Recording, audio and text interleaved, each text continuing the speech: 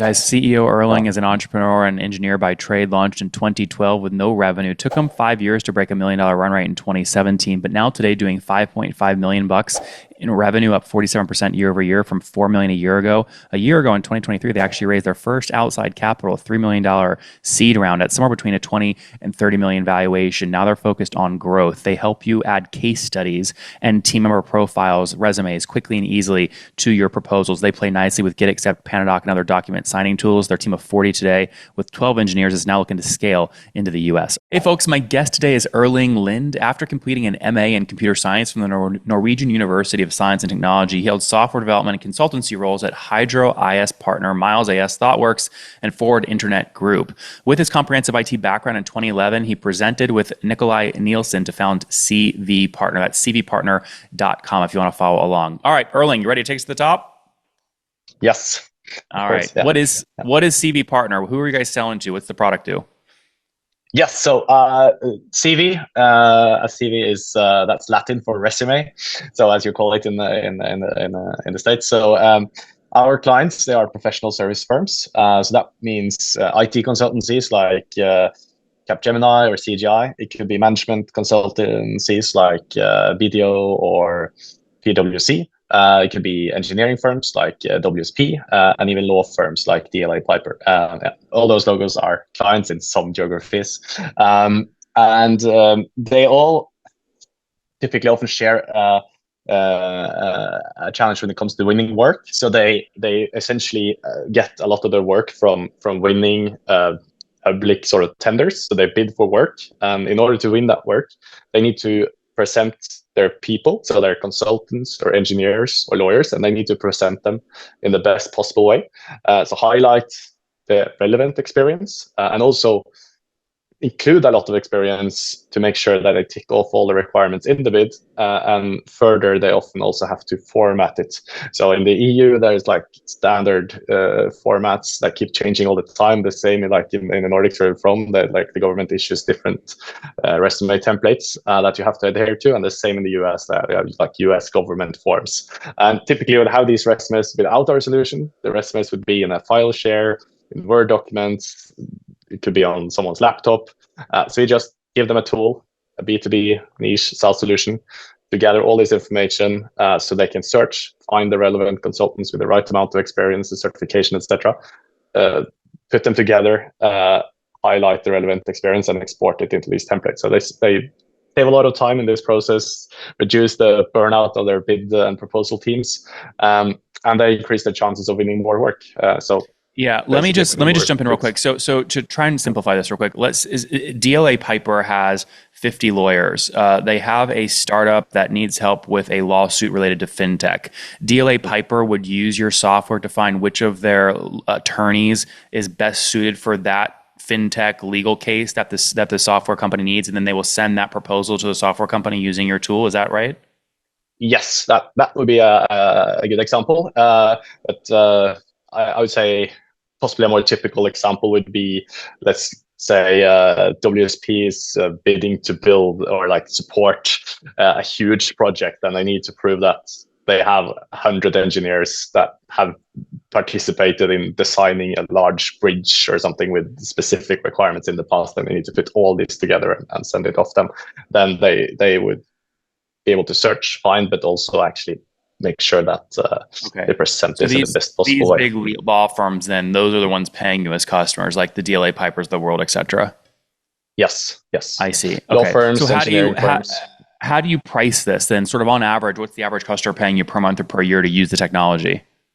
Yeah, so we are kind of targeting two segments now. So we go for mid-size, which would be like 15 to 50K USD ARR. And then we have the kind of enterprise motion, which is like 50 to 500K US dollar ARR. And we have clients in both of those boxes.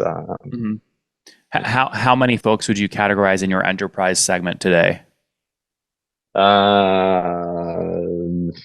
would say we have probably 30 to 50 enterprises. And is that where you started and now you're going down market, or did you start down market going up? We started down market. So our first client was probably 60 employees or something like that, small deal. And then we've gone up market since. Tell me that story. When did you close your first customer? So when we started out, we had this idea that we could help consultancies solve this problem. I called everyone I knew in the consultancy business, and they all said they had the same problem. And then I asked them, like, if I solve it, will you pay for it? And all of them said yes. But then I started building But Erling, when a was shop. that? What year? 2012 Okay. was probably when we started building. Yeah. And I think started building. We had some pilot customers that gave us great feedback. One of the feedback was like, this is awesome functionality. It saves us a lot of time, but it looks completely shit. So that's when I got my co-founder Nikolai to join me, and we sorted out the user experience. And Mhm. after a number of demos, we finally had one client said, "We're ready. Send us the contract." And we looked at each other. It's like, do we have a contract? And then So we what year? What scrambled year that was together. that first I think it customer? was 2013. I would Okay, say. so 2013, you signed your first Yeah. customer. What did they Yeah. pay? Probably 10K or something. Yeah. Okay, so they paid 10K for a year for, you said, Mm. 60 seats. Yeah, I'll try to remember. They could be 5K, 10K, somewhere in Yeah, that range. Yeah. got it. And Yeah. then, so that was your first customer, right? Scale Yeah. up, take us up to today, right? How many customers are you serving today, and how are you growing? Yeah. So today we have more than 400 customers, and we grew around 47% last year. Hmm. So just to be clear, you said average price point earlier. You had midsize and enterprise, and you gave me two Yeah. very different ranges. But was the average Yeah. customer paying something like 15K per year? Yes.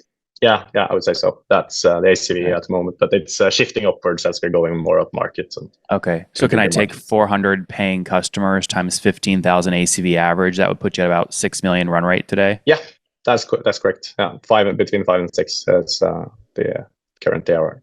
That's great. And so if you grew 47% year over year, that means you were doing what, you ended about a year ago at 4 million run rate? Yes. Yes. That's great growth. Where's most of that growth coming from? Expanding seats in current customers or adding new customers altogether? So we had our NRR was like 115% last year, but we're definitely chasing new logos and going through a geographic expansion at the moment. So. How are you landing new logos though? What's your motion? Do you have inside sales reps? Is it organic, SEO? What is it? We got some. We do get some from SEO inbound. That's more in the markets. We're more established, and as we're breaking into new markets, it's more outreach, going to a lot of events, conferences, and things like that. Mm-hmm. Okay, so I guess you added 1.5 million of revenue over the past 12 months. Where would you say the majority of those customers came from? Was it a big conference you went to or something else? It's a mix. It's a mix of. I Erling, would say. I'm asking you to pick your Yeah. most successful growth channel. So the answer cannot be it was a mix. What was your most successful channel? I would say it's still probably growing word of mouth from customers that come inbound, but Okay, how but do they yeah. find word of mouth doesn't just happen and nor does inbound. So when you say inbound, how do they find you? What do you do? I mean, your organic rank on Ahrefs from a domain rating perspective is 26. So you don't get a lot of traffic from just random inbound SEO. How are you getting inbound? No, it's typically people that have used us in other companies and changed jobs and they come to us. That's I see. obviously very successful, but in order to reach into new markets, we are So you obviously need trying people all to the channels. get fired. Not necessarily fired, but getting new jobs, perhaps. Yes. Yeah. Who would you say? What are the other 2 or 3 firms you're competing with in the space? What are their names? So we are. I would say we're competing against them building it themselves. We are competing against people only using this in SharePoint, and then it's typically maybe companies that are coming this from a more like a managing like digital asset management, like document management, more generic tools. And then there's some sort of CRMs that have added the functionality that we provide as an add-on, but maybe not at the depth that we go into. I mean, would you put people like Conga Composer or Proposify, Loopio in your competitive suite or no? No, those are more for us. Those are more partner potential. So they would typically, like when a proposal can consist of multiple parts and multiple documents, and typically like there would be some intro about your company, some financials, how you would solve it, but then there's like the resumes and the case studies, and that's the two part that we solve really well. We go super deep there. So I would say these other tools, they could partner with us when they need a more specific, specialized solution in that area. Mm-hmm. So yeah, we don't see those as competitors, more like Partners. potential partners. Okay, so 4 million is what you ended with. Call it June last year. So year-over-year growth brings you to 5.5 million today. What year did you pass $1 million revenue? Do you remember? Ooh, 20. No, it must have been 2017, perhaps.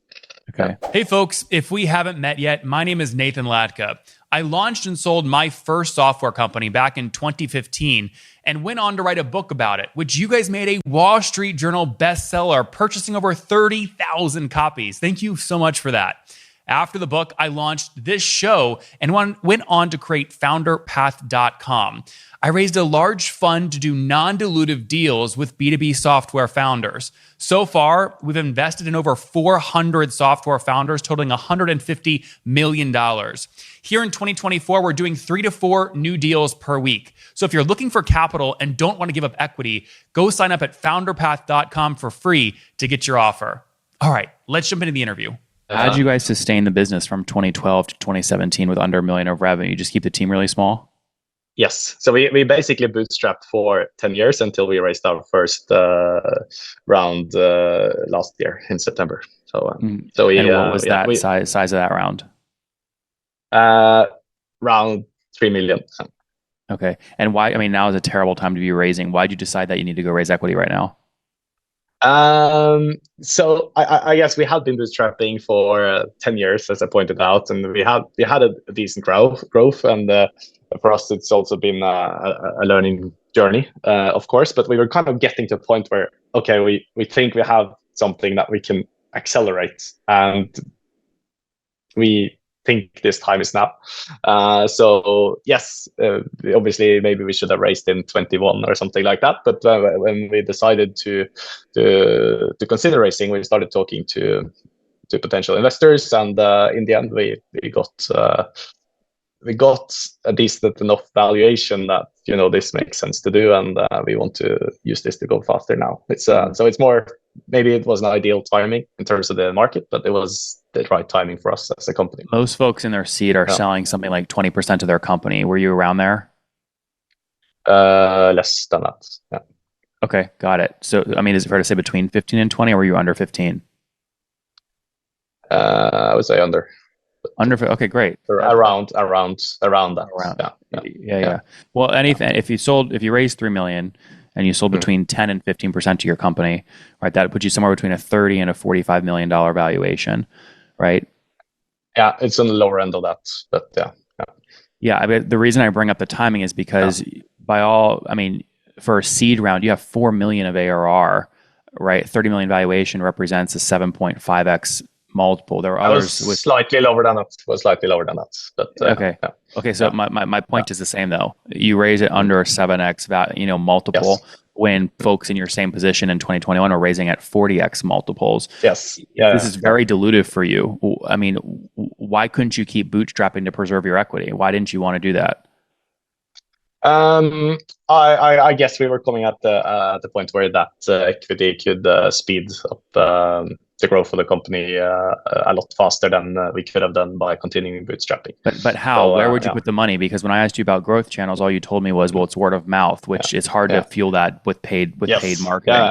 No, I think we have gotten a really good market share in the Nordics where we are based, but we have offices in the UK, and now we started an office in Toronto, Canada, to spearhead the North American expansion. And I guess we were seeing more traction in North America, and also a huge market, of course, for us. Although we were able to successfully sell to clients from Europe, there's obviously a time zone issue here, and the team was working longer and longer hours, and I think we just needed to scale up that Got it. So it's for North American expansion. Yeah. Why? I mean, I assume you know Samir and GetAccept well. I'm sure you know Makita, PandaDoc. I mean, you are a very natural bolt-on acquisition to any of these document signing platforms. And I imagine many of them would have been willing to pay a price greater than the multiple you just raised VC at. Did you look at any acquisition offers last year along with the VC round? I think we considered that, but I think coming from a bootstrap company where originally we didn't have any plans to raise anything. Our plans was to continue bootstrapping, being employee-owned company. Making that sort of transition, we wanted to do it in a I guess stepwise way, and that felt like the most sensible way forward for us and the company. That's what we wanted to do. That was what excited us to keep building the company. Erling, sorry, but just to take a step back. So you've been doing this for over 10 years. If someone was willing to pay you 40 million all cash up front, which is 15 million more than the valuation you just raised at, what you're saying is that didn't feel like a natural next step. You wanted to take the dilution and raise 3 million of equity and hope to get an exit later on for you and your early teammates? Yeah, I'm not sure we got that offer, but I think for us, we wanted to. We're not doing this only for the money. We love building a company and love the learning journey as we grow and continue. So I guess for us that was the step we wanted to do. Who led the round? Which VC? They're called ID Capital, Norwegian VC. ID Capital, very cool. And tell me more about your team. How many folks are full time today? We're almost 40 now in 5 countries. Wow. How many engineers?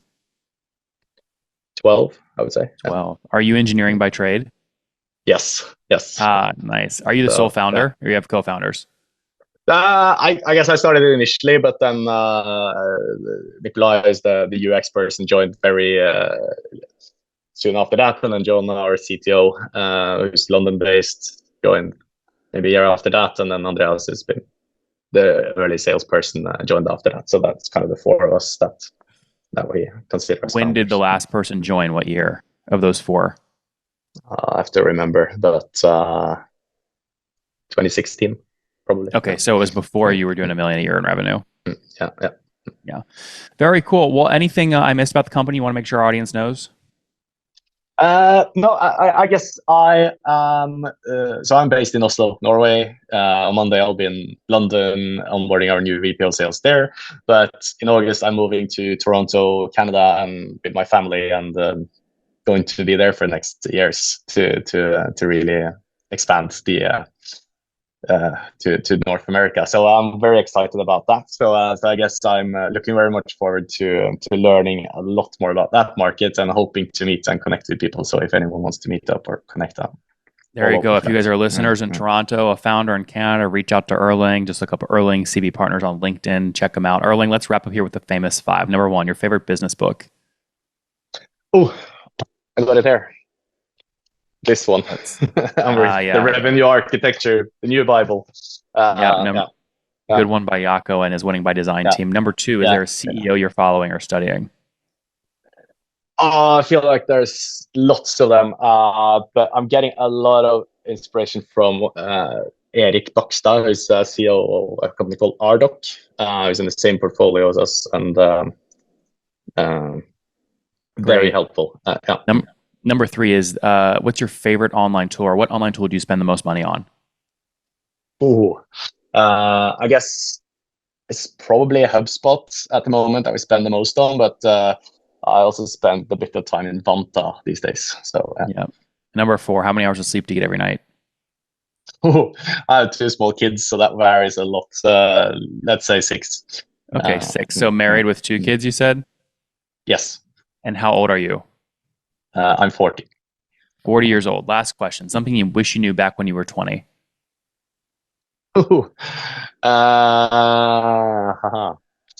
That's a very good question. Uh,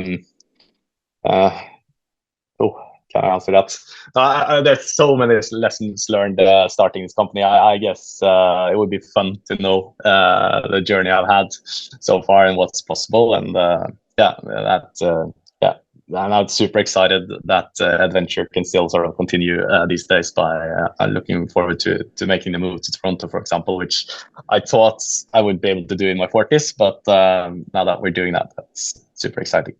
Guys, CEO Erling is an entrepreneur and engineer by trade, launched in 2012 with no revenue. Took him 5 years to break $1 million run rate in 2017, but now today doing 5.5 million bucks in revenue, up 47% year over year from 4 million a year ago. A year ago in 2023, they actually raised their first outside capital, $3 million seed round at somewhere between a 20 and 30 million valuation. Now they're focused on growth. They help you add case studies and team member profiles, resumes quickly and easily to your proposals. They play nicely with GetAccept, Panadoc, and other document signing tools. Their team of 40 today with 12 engineers is now looking to scale into the US. Erling, thanks for taking us to the top. Thank you so much, Nathan.